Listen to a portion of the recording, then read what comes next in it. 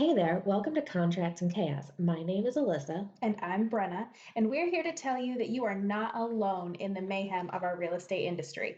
We're keeping it real and sharing our stories, strategies, and successes in today's real estate world. So, happy Halloween. Happy Halloween. Yes, we are going to be talking about spooky scaries with a few different genres, right? It's all about a few real different estate. subjects within, like, I guess, subtitles within the subject of real estate. Yeah, scary agents, scary MLS, scary showings. Where do you want to start? Do you want to talk about MLS, what we've seen in the MLS? Yeah, yeah. So I mean, it's so funny, and I'm guilty of it too. I have used cozy, charming, all of the descriptive words we've got. But there are some things that you see in the descriptions in MLS that I always just shake my head because I know exactly what it means, and it means run most of the time. Yeah, yeah. I mean, I can admit to that. I have one right now that says investor special. We all know what that means. Yeah, we need a cash offer, Cash offer sweat equity. Yeah, sweat equity, or you can put a tenant back into it, but this isn't going to be a six-figure rental. Like this is going to be not great. If the price seems too good to be true, there is a reason for sure. I saw one yesterday. I was like, how is this house at this price? And I reached out and actually we're uploading information into the disclosures, the PDFs in the MLS. It has foundation issues. And I was like, oh, that would do it. Yeah. Thank you for that. There is, I mean, and it doesn't have to be a spooky scary because I have recent experience with this, but going back, if you've seen a house that, it's back on the market for the third time, first of all, yes, red flag. Second of all, call the agent and ask what happened. Don't just write that off because so many other people are like, oh, it's been on the market for 90 days and it's fell out of contract twice. It could be that it's moldy and falling apart, that the seller's unreasonable, sure. Or it could be circumstances beyond anybody's control that it came back on the market 3 times. Right. Right. It could be experience. Yeah, it could be that the buyer couldn't sell their house, like it was an offer with a contingency. It could be that the buyers decided to get a divorce the week before closing and they can't carry it without the other. So yeah. It could be any number of things. The house was beautiful. That was a gorgeous house. It was a gorgeous house. Gorgeous house. One of the still people are putting in these listing descriptions that say, book your showing today. This won't last long. And when they started doing that in 2020 and 2021, like we get it. Okay. It's going to be gone by lunch. We understand. But now it didn't need to be put in there then. And I don't think it needs to be in there now. Well, and I think if you are putting it in now and you're still on the market a week later, you should go back and edit your description. Because if I see one that's been on the market, like there was one the other day that had that on the market for over 100 days, won't last long. Wait, what? Oh, excuse me? What do we consider long? Right. Information deemed accurate, buyer agent to confirm. Like it is your job to confirm that information before you list a house. It may not be perfect. There have been times where like square footage is a little different, but that's why I pay someone to measure it. And my client argued with me on it. She said, well, no, my original, she said it was on the deed. I'm like, it's not on the deed, but her original blueprint said one thing. Those change like post construction. Sometimes there's a couple inches here, a couple inches there. Always measure it. Never go by the tax records. But if you are saying that, what that says to me as the buyer's agent is you have not done your job and who knows what the heck is happening in this house. Which putting that in the MLS, my broker in charge, my KW was like, that doesn't negate you from being negligent or whatever the case may be. Like putting that in there doesn't help you at all if anything was to come to light. So just putting it in there, just like, again, it's one of those things like it shouldn't necessarily raise a red flag, but I feel like it does. Yeah, for sure, for sure. Do you have anything else in that MLS you want to talk about, or do you want to go to what we've seen scary at showings? Yeah, let's do showings. You want to go first? You've got a couple, couple good ones on here. So, let's see. Oh, the pot house. Oh my God. This was literally my first client. Oh, so that Literally. my first closing's written on here too. Wait, okay. Go Yeah. ahead. So my first client was going from her first house was a townhouse. So we were selling that. It was in 2021, so it was gone in a day. And she wanted a house, was buying with the boyfriend, but the boyfriend wasn't financially tied to it. And they wanted a yard and either a pool or the possibility to add one. And they took us, or I took them, because they chose it, to go see a log cabin. So we get there, there's a barn that's full of stuff that's all falling in. The driveway is a shared driveway up around the back with another house that has a full size greenhouse, its own water source, Mm-hmm. and solar panels, like a field of them. It's 100% off the grid. I'm like, okay, that's random. Like, we get there, the owner is there, wasted, like white girl wasted. He said, my wife's decided to divorce me and blah, blah, blah, blah, blah. Like, this is what's happening. And she won't let me keep the house. So we got to get rid of it. When they bought it, because they'd only owned it for 6 months, they never inspected septic, well, termites, anything. He did not have a termite bond on the log cabin. And there was a pond that he had no idea what was happening with it with koi fish. Oof. So I'm like talking to my clients and I'm like, hey guys, I think you really need to think about this. Like, the dream here is amazing, but you both work full time out of the home. Then I realized the front of the house is flat, but on the inside there's a room that's cut out. Like it used to look like maybe there was a sun porch or something that they had closed in. Yeah. And the door's locked. So I open it and I'm like, okay, there's a trap door in the floor. Like like in a movie, like you would see in a pirate ship, trap door with a ring to pull it up. My client opens it up and there's a cement room in the basement in the crawl space, like its own room built with cinder blocks. It was a pot growing room. Like my client climbed down the stairs and I'm recording it the whole time because I'm like, oh my God, please don't die. Please. Like I need proof if something happens. No, it was a whole pot growing room. And so we asked the guy, we're like, hey, what's up with that room? He's like, oh, the pot growing room? He's like, they cleaned it out, but the house behind us is totally off the grid. That's why. Either the DEA or the ATF is going to knock on your door in the middle of the night and they're going to be looking for the people who don't live here anymore. Or someone from a cartel somewhere is going to knock on your door in the middle of the night because these people owe them money. I was like, that's where my brain is going here. And they're like, no, no, no, like we really want it, really want it. And I was like, okay. I remember calling my mom as I was leaving and just being like, oh my God. They beeped in and they're like, never mind, you're right. Because I was like, I just don't think this is like, if this is what you want, this is what you want. And I'm not going to tell you you can't buy this. But can we please look at the entire picture, not just the romanticized log cabin in the woods? Right. Wow. Yeah, that was my first client ever. That's hilarious. Well, since you did your first client ever, I'll do my first client ever. So this lady, I got an off city lead. I immediately called her. She says there's this house, gave me the MLS number. I want to go see it. I was like, okay, me newbie, I need proof of funds. Are you pre-approved? Like yada yada yada. She's like, I have cash, and I want to close in 10 days, and I want to buy this house. And I was like, oh, okay, great. And my team leader was like, you can show the house, right? Okay, cool. So I drive out, and same thing, middle of nowhere. It's a single wide trailer on like 4 acres, right? And the showing was accepted. We go up. I unlock the door, like get the key out of the box. And since then, I have started taking the key out of the box, knocking on the door, and then unlocking, right? Because I open the door, flick the lights on. There is a man, the owner, there in his tidy whities, in his recliner, smoking a cigarette. And he like looks out and he's like, you here to look at the house? And I'm, yes, sir. Yes, sir. Is now a bad time? And he said, oh no, I saw you. Come on in. And I'm like, oh my goodness. He's like, I'll step outside. My client's like, look at me.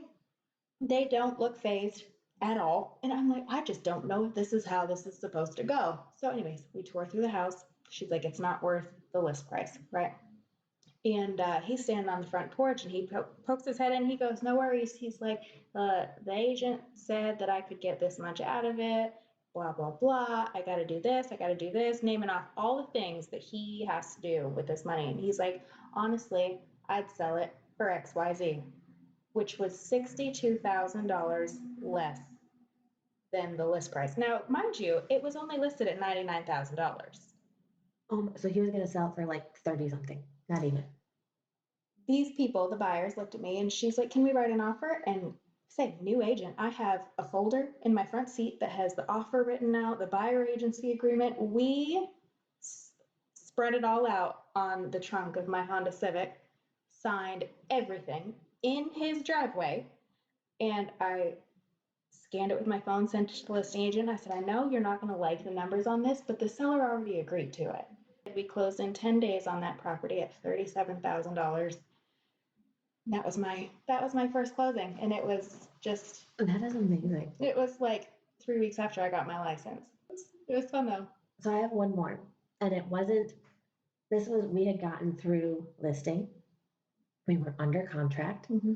It was a vacant piece of land that the seller had at one point started building on and never finished and hadn't been to the property in 20 years.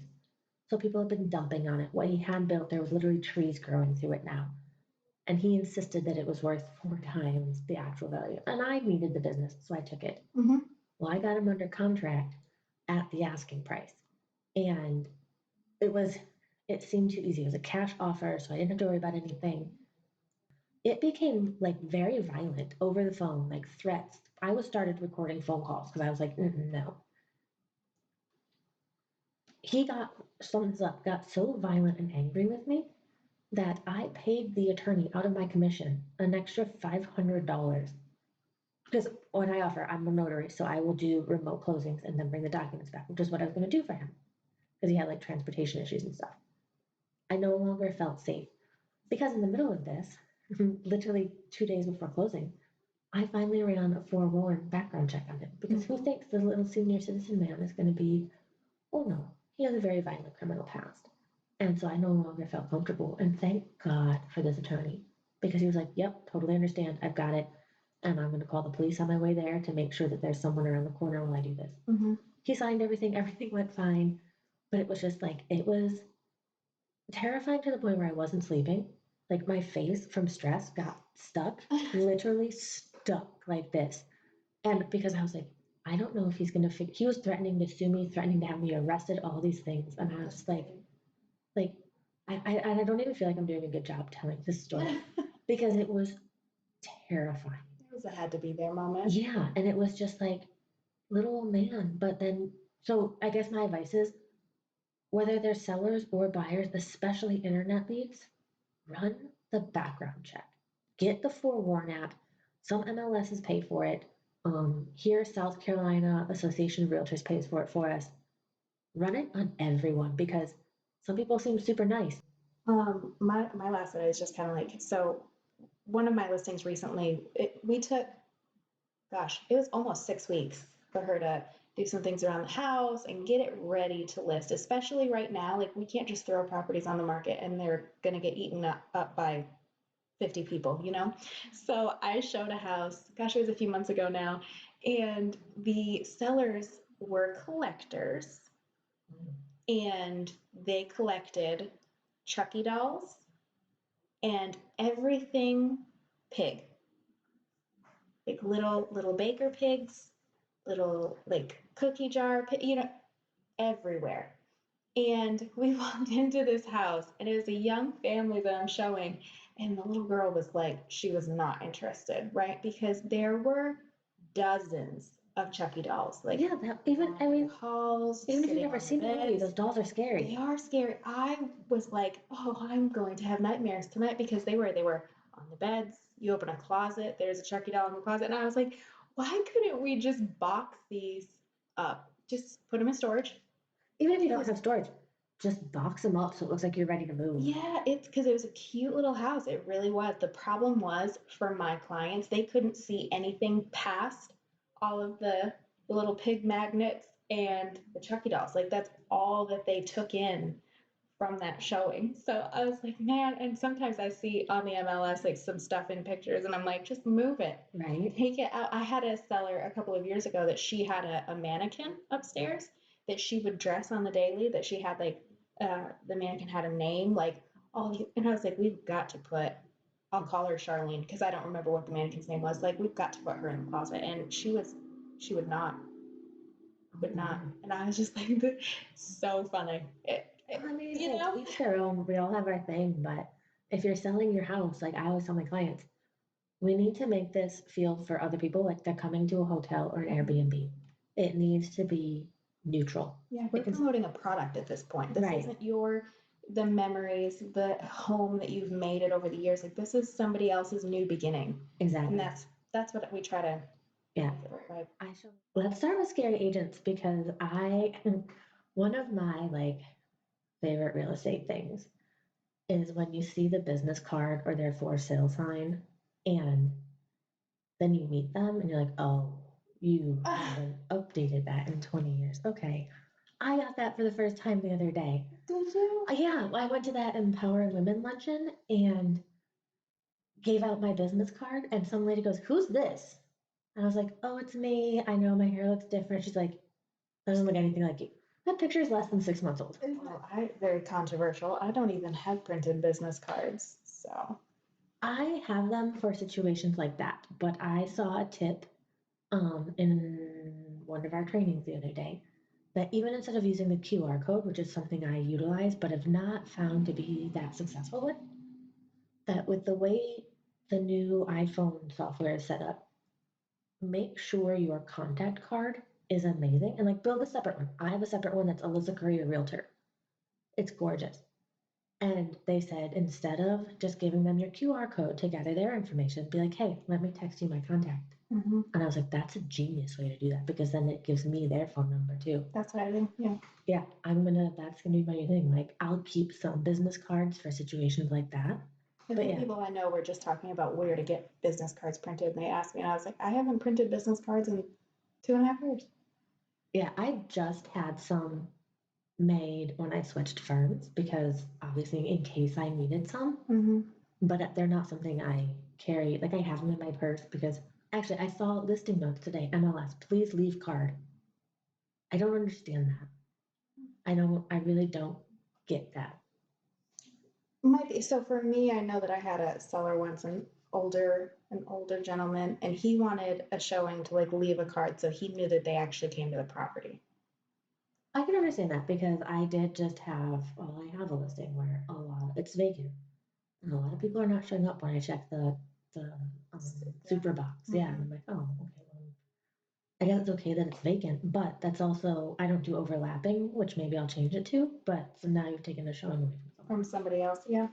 One thing that I'm dealing with right now on one of my transactions is the agent knows nothing about our transaction, or at least that's how it feels like, right? I'm the listing agent, and the lender has reached out in a group email, been like, do we have an attorney? Right. And I've been in touch with the attorney. We've done the seller information docs, like all that stuff.